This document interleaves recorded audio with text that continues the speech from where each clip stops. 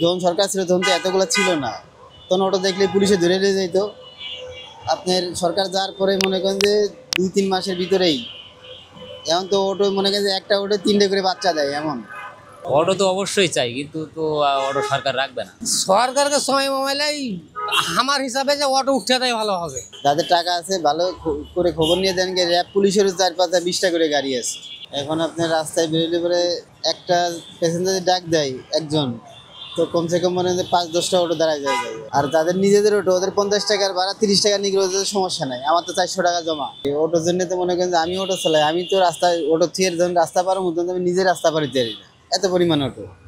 Auto আপনার একটা লিমিটের ভিতরে, একটা সিস্টেমের ভিতরে আনা উচিত, কেননা এত পরিমাণ অটো যে আপনি এই পার থেকে ওই পারে সামান্য মহল্লার রাস্তার ভিতরে যান, এই পাশ থেকে ওই পাশে রাস্তায় পার হতে গেলে আপনার না হলে 5-10 মিনিট দাঁড়ায় ফেলায়। আবার যেটা মানুষ যে ব্রেক করে যে সাইড দিব, ওটা কোনো মানুষের ভিতরে নাই। যখন সরকার ছিল তখন তো এতগুলো ছিল না, তখন অটো দেখলে পুলিশে ধরে নিয়ে যেত। আপনার সরকার যাওয়ার পরে মনে করেন যে 2-3 মাসের ভিতরেই এখন তো অটো মনে করেন যে একটা অটো 3টে করে বাচ্চা দেয় এমন।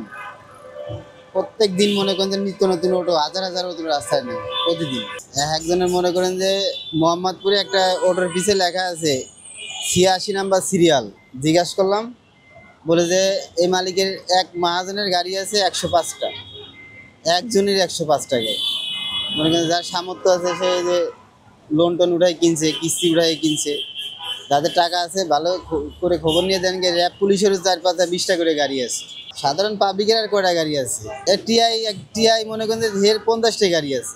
খালি সাধারণ পাবলিকের গাড়ি আছে তা না, সব শ্রেণীর মানুষ এখন ওটার সুবিধা। অটো গার্মেন্টসে চাকরি ছেড়ে দিয়ে আপনার অটো চালায় বেড়াবে, সুবিধা না। অটোর ভিতরে তো আপনার কষ্ট নাই, ভাড়াও যেরকম আছে, প্যাসেঞ্জারও সেরকম আছে, গাড়িও সেরকম আছে, সমস্যা নেই। অটো তো অবশ্যই চাই, কিন্তু তো অটো সরকার রাখবে না। অটো তো থাকবেই, অটো থাকবে, অবশ্যই থাকবে, কিন্তু চলারও একটা সীমাবদ্ধতার ভিতরে থাকবে, যে এইটা এই থেকে এত দূর যেতে পারবে, এখান থেকে এত যেতে পারবে। এটাই না, মেন রোডে অটো চলার যোগ্য না। কিন্তু মেন রোডে অটো চলার যোগ্য না, এটা তো অটোটা হচ্ছে নিচের জন্য। না পার করুন যে অটো রিস্কে তো অনেক রিস্কে।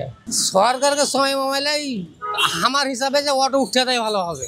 বাংলা রিস্কে চালাবো, কষ্ট করবো, শরীরাত আছে। এই যে বাংলা রিস্কে খ্যাপ পাই না, এরা বেটারা কি কষ্টতে আছে, যে 2-1 ঘন্টা বাংলা রিস্কে চালাচ্ছে, তারা কি কষ্টতে আছে। আর আমরা যারা যাই সুখ করে চালাচ্ছি, এই রিস্কা অনেকে গেছে। আগে যে মারতাম 1000-1200 বাংলাতে, এখন এই অটোতেই বা 800-900 মারতে পারি না। হ্যাঁ, এত অটো পরিমাণে বেড়ে গেছে। সামনে নির্বাচন চাই যে অটো রিস্কে উঠে যায়। আমার বক্তব্য এটা। আগে যেভাবে চলতা ফিরে করতাম, এত জাম জট কিছুই তো হতো না। এখন তো জাম জট, অ্যাক্সিডেন্ট বেশি হয়েছে।